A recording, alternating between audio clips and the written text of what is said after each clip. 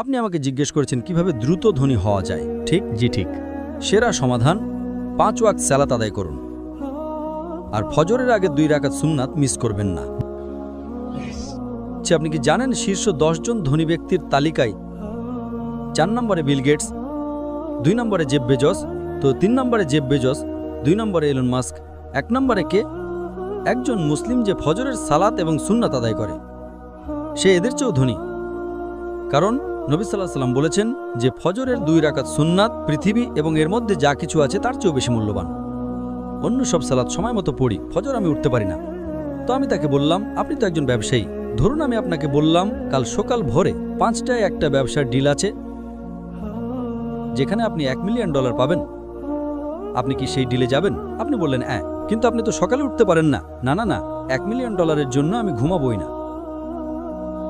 তাহলে $1 মিলিয়ন জন্য আপনি ঘুমান না, কিন্তু 2 রাকাত সুন্নাত যা পৃথিবী এবং এর মধ্যে যা কিছু আছে তার চেয়েও দামি, তার জন্য উঠতে পারেন না? ফজরের সালাতের মূল্য কত ভাবুন। সমস্যা হলো আমরা হাদিস শুনি কিন্তু বিশ্বাস করি না, কোরআন পড়ি কিন্তু বিশ্বাস করি না। আল্লাহ বলেছেন, তাই আমি বলি আমি কখনোই আমার ফজর মিস করব না, এমনকি আমার সুন্নাতও মিস করব না। কেউ আমাকে $1 মিলিয়ন দিলেও না। আপনি কি জানেন সেরা ব্যবসা কোনটা?